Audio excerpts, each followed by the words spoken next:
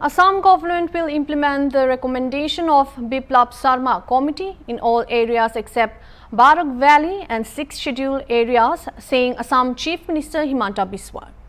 During addressing a press conference at Janta Bhavan in Dispur, Guwahati on Saturday. The update said guidelines shall be prepared before April 15, 2025. The Assam government is reported to complete the procedure to initiate implementation of 52 recommendations by next Bohag Bihu. In next 3 to 4 months, every month, every week, the government will meet with the AASU to frame the implementation guidelines of the Assam Accord Clause 6. Also, Sarma said Aadhaar card applicants in Dhubri and Golpara are more than the population of the area. It is reported that the government is to issue notifications during the next 10 days. Those who did not apply for original NRC will not get their Aadhaar unlocked.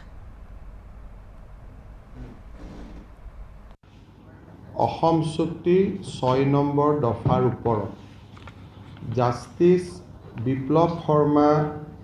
কমিটিয়ে দাখিল কৰা প্ৰতিবেদনখন আমি পুংখানুপুংখভাৱে বিশ্লেষণ কৰিছিলোঁ আৰু এই প্ৰতিবেদনখনৰ যিটো ৰিকমেন্ডেশন পাৰ্ট আছে এই ৰিকমেন্ডেশন পাৰ্টটো যেতিয়া আমি ভাল কৰি চাওঁ তেতিয়া তাত আমি দেখা পাওঁ যে তাত 67 সৰ্বমুঠ ৰিকমেন্ডেশন আছে 67 ৰিকমেন্ডেশনৰ কেইটামান recommendation procedural time to time review হ'ব লাগে এখন উচ্চস্তৰীয় আয়োগ হ'ব লাগে অৰ্থাৎ কেইটামান recommendation is mostly on procedural ৰিকমেন্ডেশনখিনি যদি আমি বেলেগ কৰি থৈ দিওঁ তেতিয়ালে আমি দেখা পাওঁ যে 52টা ৰিকমেন্ডেশন ৰাজ্য চৰকাৰৰ অধিকাৰ ক্ষেত্ৰৰ ভিতৰত পৰে 5-6টা ৰিকমেন্ডেশন এনেকুৱা ধৰণৰ যিকেইটা কেন্দ্ৰ আৰু ৰাজ্য চৰকাৰৰ যৌথ অধিকাৰৰ ভিতৰত পৰে আৰু কেইটামান ৰিকমেন্ডেশন সংবিধান সংশোধন অবিহনে যিকেইটা ৰিকমেন্ডেশন ৰূপায়ণ কৰাটো সম্ভৱ নহয়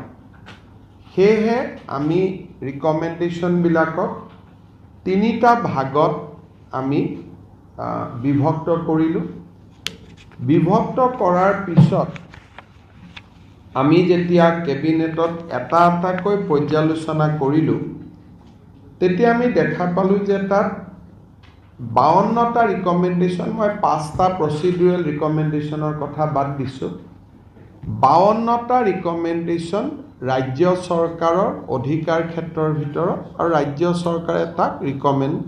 তাক আমি ৰূপায়ণ কৰিব পাৰো এই ৰিকমেন্ডেশনখিনি মূলত ভাষা আৰু ভূমিৰ ওপৰত আৰু কেইটামান ৰিকমেন্ডেশন সাংস্কৃতিক ৰক্ষণাবেক্ষণৰ ওপৰত আপোনালোকক আমি 52টা ৰিকমেন্ডেশনৰ এখন লিষ্ট দিব খুজিছো যিখিনি ৰিকমেন্ডেশন ৰাজ্য চৰকাৰে ৰূপায়ণ কৰিব পাৰিব আৰু ইয়াত কেন্দ্ৰীয় চৰকাৰৰ বিশেষ কৰিবলগীয়া নাথাকে অৱশ্যে এই ৰিকমেন্ডেশনখিনি ইমপ্লিমেন্ট কৰাৰ আগতে কিছু ক্ষেত্ৰত সদৌ অসম ছাত্ৰ সন্থা আৰু বিটিআৰ কাৰ্বি আলং ডিমা হাছাও কাউন্সিল আৰু বৰাক উপত্যকাৰ ৰাইজৰ লগত আমি কথা বতৰা পতাৰ প্ৰয়োজন হ'ব কিন্তু যদি আমি ভাবো যে বৰ্তমান ৰিকমেন্ডেশনখিনি আমি 6 শিডিউল এৰিয়াত ইমপ্লিমেন্ট নকৰো বা আমি বৰাক উপত্যকাত ইমপ্লিমেন্ট নকৰো তেতিয়ালে ব্ৰহ্মপুত্ৰ উপত্যকাত ইমপ্লিমেন্ট কৰিবৰ বাবে